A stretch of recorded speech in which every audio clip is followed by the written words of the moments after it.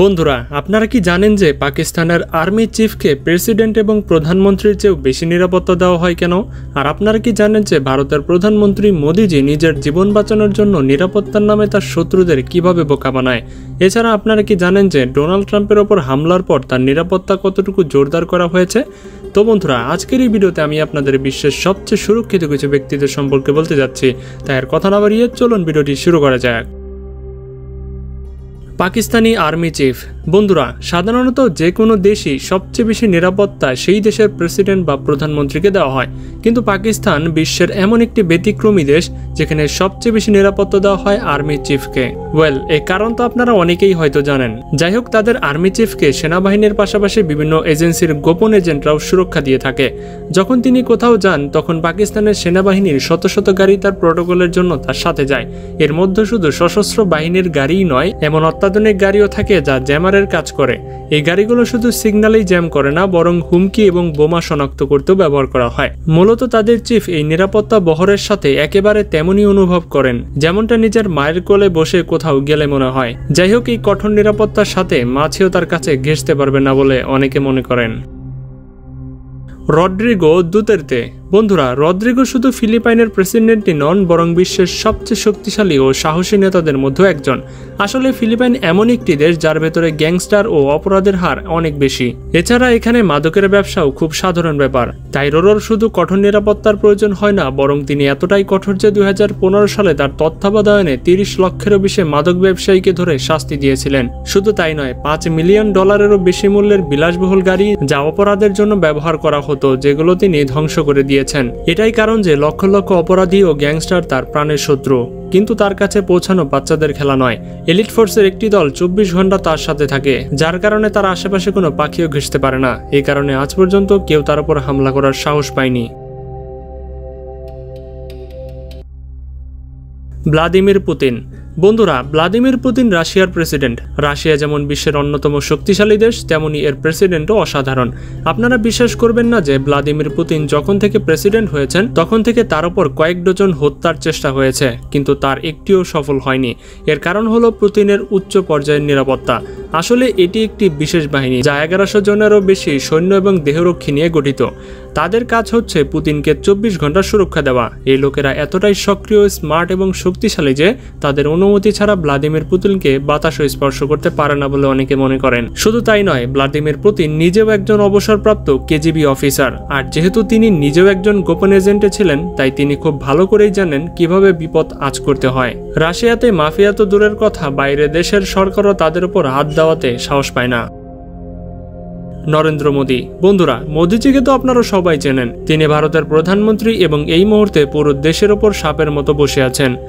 যখন কেউ পুরো দেশের ওপর সাপের মতো আধিপত্য বিস্তার করে তখন প্রাণের ঝুঁকি তো থাকেই, কিন্তু তিনি তার নিরাপত্তার জন্য এমন সব ব্যবস্থা করে রেখেছেন যে আগামী 100 বছরেও মৃত্যুর ফেরেস্তা ছাড়া আর কেউ তার কোনো ক্ষতি করতে পারবে না বলে অনেকে মনে করেন। আপনাদের জেনে অবাক লাগবে যে তিনি জনসম্মুখে সরাসরি আসার পরিবর্তে ভারতের 26টিরও বেশি শহরে তার হলোগ্রাম তৈরি করে চালিয়েছিলেন, যাতে কোনো ঝুঁকি না থাকে।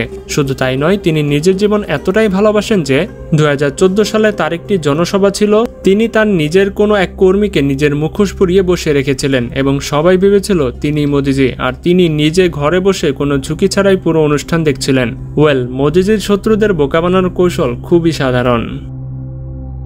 Donald Trump. বন্ধুরা, আপনারা সবাই জানেন যে ডোনাল্ড ট্রাম্পের ওপর নির্বাচনের পূর্বে প্রাণঘাতী হামলা হয়েছিল। আর এখন যেহেতু তিনি আমেরিকার প্রেসিডেন্ট হয়েছেন, তাই তার নিরাপত্তা 3 গুণ বাড়িয়ে দেওয়া হয়েছে। আপনাদের জেনে অবাক লাগবে যে তার সাথে 300 জনের একটি দল সব সময় থাকে, যারা তাকে এক মুহূর্তের জন্যও ছাড়ে না। যদিও আমেরিকার আগের প্রেসিডেন্টের সাথে 100 জনের একটি দল থাকতো, কিন্তু ডোনাল্ড ট্রাম্পকে 300 জনের একটি দল দেওয়া হয়েছে।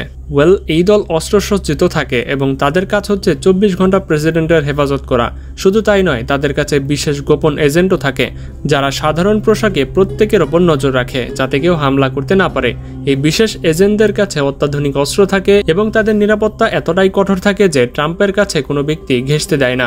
এমনকি যখন প্রেসিডেন্ট ঘুমাচ্ছেন তখনও তারা ছায়ার মতো তার পাশে থাকে এবং পাহারা দেয়। যাই হোক, ডোনাল্ড ট্রাম্পের ওপর হামলা করা এখন বর্তমানে কারো সাধ্য নেই বলে অনেকে মনে করেন, মৃত্যু ছাড়া।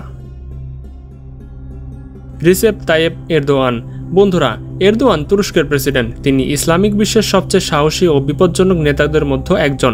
তার নিরাপত্তার কথা বলতে গেলে তুরস্কের সেনাবাহিনী তাদের প্রেসিডেন্টকে রক্ষা করার জন্য যে কোনো কিছু করতে পারে। তার সাথে 24 ঘন্টা অস্ত্রে সজ্জিত সেনাবাহিনীর একটি দল থাকে এবং ছায়ার মতো তাকে হেফাজত করে। যদি তিনি কোনো জনসভা বা সম্মেলনে যান তবে একটি বিশেষ বাহিনী তার গাড়ির আগে পিছে লাইন ধরে চলতে থাকে। যদি তাকে দেশের বাইরেও যেতে হয় তবুও বিশেষ বাহিনীর লোকেরা তার সাথে ছায়ার মতো থাকে। তারা তাদের প্রেসিডেন্টকে নিয়ে কোনো রকম ঝুঁকি নিতে চায় না, এমনকি তারা তাদের প্রেসিডেন্টের জীবন বাঁচাতে যে কোনো কিছু করতে পারে।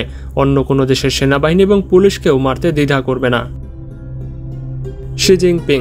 বন্ধুরা, আপনারা সবাই জানেন যে চীন সুপার পাওয়ার হওয়ার একেবারে দ্বারপ্রান্তে পৌঁছে গেছে এবং এর প্রেসিডেন্ট শি জিনপিং তার ক্ষমতা ধরে রাখার জন্য যে কোনো কিছু করে যাচ্ছেন। তিনি তার সৈন্যদের এত কঠোরভাবে প্রশিক্ষণ দেন যে তাদের ভেতর থেকে মৃত্যুর ভয় চলে গিয়েছে এবং তাদের প্রেসিডেন্টকে রক্ষা করার জন্য এই লোকেরা কারো জীবন নিতে দ্বিধা করবে না।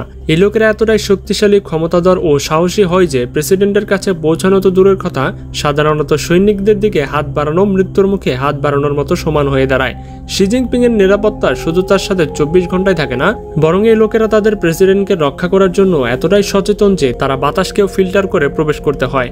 এমনকি প্রেসিডেন্ট যে খাবার খায় তা প্রথমে তার রক্ষীরা পরীক্ষা করে দেখে, যাতে বোঝা যায় এর মধ্যে কেউ বিষ দিয়েছে কিনা।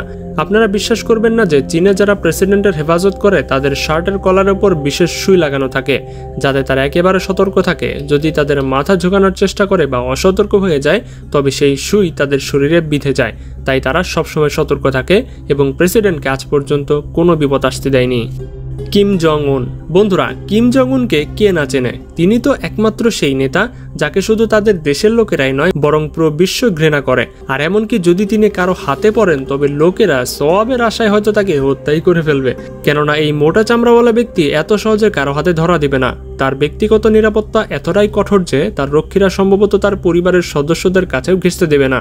তিনি তার সাথে সর্বদা 12 জন গার্ডের একটি বাহিনী রাখেন যারা তার আশেপাশে প্রবাহিত বাতাসকে এক্সরে করে। আপনারা বিশ্বাস করবেন না যে এই ব্যক্তি এ পর্যন্ত 30 জনকে শুধু সন্দেহের মাধ্যমেই হত্যা করেছে, যে তাকে প্রাণেও মারতে চায়নি। এমনকি তাদের মধ্যে কিম জং উনের চাচা কাল ও ছিল। তিনি তাকে জীবন্ত ক্ষুধার্ত কুকুরের সামনে ফেলে দিয়েছিলেন কারণ তার মনে হয়েছিল তিনি তাকে মারতে চান, এমনটা ধারণা করা হয়। এটা আপনারা সকলেই আন্দাজ করতে পারছেন যে এই লোকটা কতটা বিপজ্জনক এবং তার কাছে যাওয়া নিজের মৃত্যুকে ডেকে আনার সমানই বলা যেতে পারে। তো বন্ধুরা, এটাই ছিল মূলত আজকের ভিডিওটি কেমন লেগেছে সেটা কিন্তু অবশ্যই আমাদেরকে কমেন্টে জানাবেন। আর এখনো যারা আমাদের চ্যানেলটি সাবস্ক্রাইব করেননি তারা দ্রুত সাবস্ক্রাইব করে দিন। দেখা হচ্ছে পরবর্তী পর্বে মজার কোনো এপিসোড নিয়ে। আজকের মতো এখানেই বিদায়। আল্লাহ হাফেজ।